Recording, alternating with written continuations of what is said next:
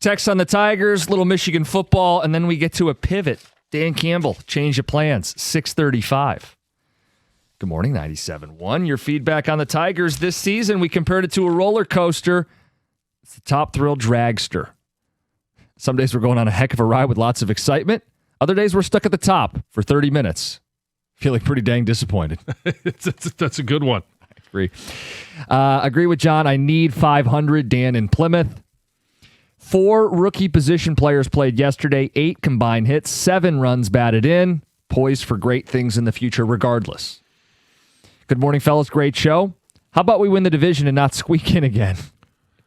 It says they had the opportunity to do it. Now they've got to win 8 or 9 out of 11. It's just that simple. Well, at some point, then you start running into the paradox that I live in of the importance of the next 6 games. Text on another 6-game reference from Jansen. You got to be kidding me. No, I didn't make that reference. Tom. I didn't make that reference, but I pointed it to mid-September. Yeah, but the joke is it's always a 6-game stretch. Yeah, it's just my point is you're running out of runway, and you better take off, or else it's going to be a disaster. But this year it can't be a disaster because you sold at the deadline, and you're playing with house money. They're not going to get left holding the bag. They do have a young core. The best young core they've had in my lifetime. It's not the best team of my life, of course, but a young core that I haven't seen in my lifetime. So, look, I'm of a house money camp, not freaking out. And I do think you got to get to 500. I think you got to win your way in. Someone will win their way in. Do the Tigers have a better chance than any of these other teams in the bubble? Not really. Everybody's kind of just bunched up. But that's why they play the games, John. Michigan football yet to play a game. Preseason rankings are out. The AP has them checking in 16th. 16, yep, same as the coaches poll, which I think is about appropriate. I don't think there's any world where you can make an argument that they should be higher than that. I mean, if anything, you could make an argument that they'd be lower, but then you look at the teams that are behind them. You've got Washington and the issues that they have with, inside the team with the quarterback and, how is that sorting itself out?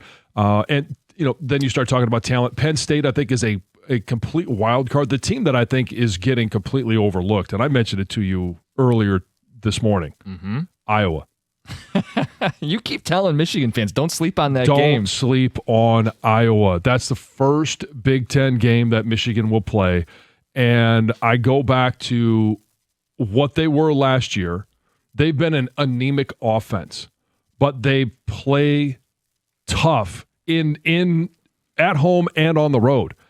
They were at Oregon and took them all the way to the final drive of the game. That's right. They had Indiana right up against the ropes, the eventual national champion last year, and took that one right to the wire as well. They are a team now that has finally gone to the portal.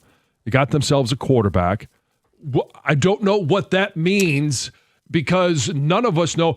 Josh Hoover for Indiana. Oh. What does that mean? Right. I don't know. They have a bit of a track record, though. Rourke 2 years ago got them into the playoff. Mendoza won them the Heisman, the national title. I think they're kind of getting the benefit of the doubt that it's going to look good. Right. And I think it's probably the benefit of the doubt the other way that Iowa is 22 because are they actually going to be able to score any points? Yeah. Who knows? Yeah, that's always the question with Iowa. I thought it was interesting that Michigan is the 4th Big Ten team. Did I count that right? Fifth. Yes. USC is just ahead of them. Mm-hmm. And you would think 4 Big Ten teams would make it in. Yes. And the question is, if you're going to get a 5th Big Ten team in. Let's not get greedy, John. It's I know we're the best possible, conference, but come on. But what would that record have to be?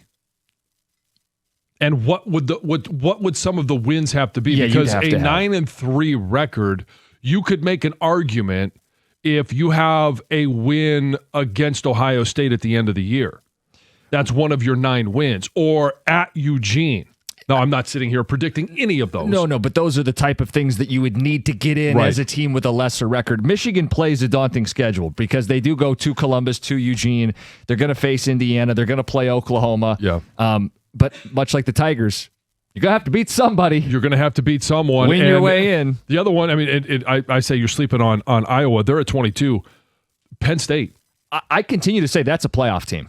Now, some of it is they don't play anybody. Like, their schedule's weak. They don't play Oregon. They don't play Ohio State. They don't play Indiana. No. And their non-con is soft. That team should win 10 games. Penn State should be a playoff team this year. Well, and they should be, by the time they actually play someone, USC is the first team they play. They play them right before they play Michigan. And is that going to be a situation where, hey, Matt Campbell and his transfers from Iowa State, all the transfers that they've remade that roster, does it take them, against lesser opponents, they'll rack up some wins, but to be able to gain footing, gain rhythm, gain consistency, then all of a sudden, hey, I think it's week 7 or 8 that they play USC and then Michigan. Back-to-back weeks to middle October. Right. Are they then, which every college football team will be, better at that point than they were at the beginning? And now all of a sudden, hey, they've got some confidence, they got some momentum. Do they find a way to beat USC? And then all of a sudden, hey, they've got Michigan. And what is Michigan at that point? We have no idea. It could be a pivotal game, a swing game. I mean, Michigan has enough of them as it is. It's more of a game for Penn State because they're not going to have a lot of tests this season. No, and it's going to be in the big house. 24 players over from Iowa State, including their quarterback, who has the most wins of any active player. It worked for Indiana, and those were guys coming from JMU. I'm telling you, I'm not promising anything close to a national title, but I think Penn State's a playoff team. All right, before we get to Dan Campbell and the pivot and the change in the Lions' plans, let's get to Heather with the news.